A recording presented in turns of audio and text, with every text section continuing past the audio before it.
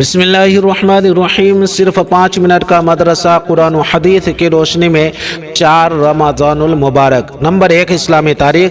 حضرت ابراہیم علیہ السلام۔ حضرت ابراہیم علیہ السلام عراق میں بابل کے مقام پر ایک بت پرست قوم میں پیدا ہوئے۔ آپ نے اپنے گھر والوں اور وہاں کے ظالم بادشاہ نمرود کو ایمان کی دعوت دی، بت پرستی سے باز رہنے کی نصیحت اور جھوٹے معبودوں کی بے کسی کو بڑی قوت و شدت سے بیان کیا۔ جب وہ اپنے بتوں کی توہین برداشت نہ کر سکے تو نمرود اور اس کی قوم نے آپ کو آگ میں ڈال دیا، مگر اللہ تعالیٰ نے آگ کو حضرت ابراہیم علیہ السلام کے لیے امن و سلامتی کے ساتھ ٹھنڈا کر دیا اور وہ زندہ سلامت آگ میں رہے۔ اس منظر کو دیکھ کر کچھ لوگوں نے ایمان قبول کر لیا، جس کی وجہ سے بادشاہ اور قوم کی مخالفت اور شدید ہو گئی، تو وہ اپنے اہل خانہ کو لے کر بابل سے شام اور پھر وہاں سے مصر کی طرف ہجرت کر گئے۔ اللہ تعالیٰ نے قربانیوں اور آزمائشیوں میں کامیاب ہونے پر آپ کو خلیل اللہ کا لقب عطا فرمایا۔ حضرت ابراہیم علیہ السلام کی 3 بیویاں تھیں۔ ایک حضرت حاجرہ علیہ السلام، جن سے حضرت اسماعیل علیہ السلام پیدا ہوئے، اور اللہ کے حکم سے ماں اور بیٹے کو سرزمین مکہ میں آباد کیا، اور پھر باپ بیٹے نے مل کر بیت اللہ کی تعمیر فرمائی۔ 2 حضرت سارہ، جن سے حضرت اسحاق علیہ السلام پیدا ہوئے، اور انہی کی اولاد سے بنی اسرائیل کے انبیاء کا سلسلہ شروع ہوا۔ 3 حضرت قطورہ، جن سے مدین پیدا ہوئے، اور انہی کے نام پر بسنے والے قوم مدین اور ایکا کے نام سے مشہور ہوئی۔ حضرت ابراہیم علیہ السلام کو ابو الانبیاء یعنی نبیوں کا باپ اسی لیے کہا جاتا ہے کہ بعد میں آنے والے تمام انبیاء آپ ہی کی نسل میں پیدا ہوئے۔ نمبر 2، حضور صلی اللہ علیہ وسلم کا معجزہ درخت اور پہاڑ کا سلام کرنا۔ حضرت علی رضی اللہ تعالیٰ عنہ بیان کرتے ہیں کہ مکی زندگی میں ایک مرتبہ رسول اللہ صلی اللہ علیہ وسلم مکہ کے کسی علاقہ کی طرف نکلے تو میں بھی آپ صلی اللہ علیہ وسلم کے ساتھ ہو لیا۔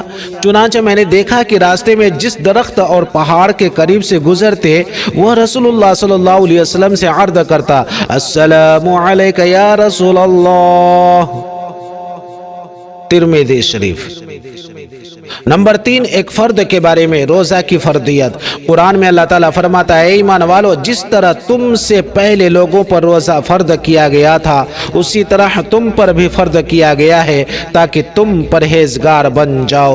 سورہ بقرہ۔ نمبر 4، ایک سنت کے بارے میں، افطار کے بعد یہ دعا پڑھے۔ رسول اللہ صلی اللہ علیہ وسلم افطار کرتے تو یہ دعا پڑھتے، ذهب الظمأ وابتلت العروق وثبت الأجر إن شاء الله. ذهب الظمأ وابتلت العروق وثبت الأجر إن شاء الله.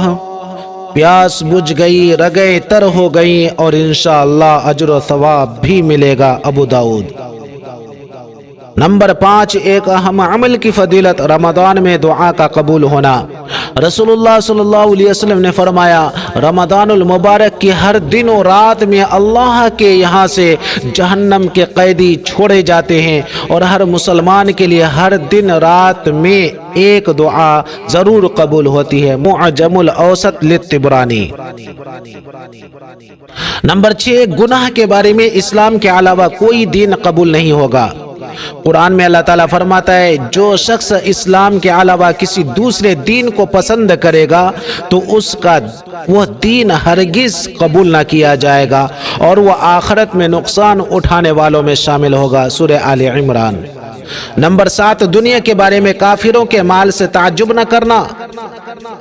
قرآن میں اللہ تعالیٰ فرماتا ہے، تم ان کافروں کے مال و اولاد سے تعجب میں مت پڑو، کیونکہ اللہ تعالیٰ دنیا ہی کی زندگی میں ان کافروں کو عذاب میں مبتلا کرنا چاہتا ہے، اور جب ان کی جان نکلے گی تو کفر کی حالت میں مریں گے۔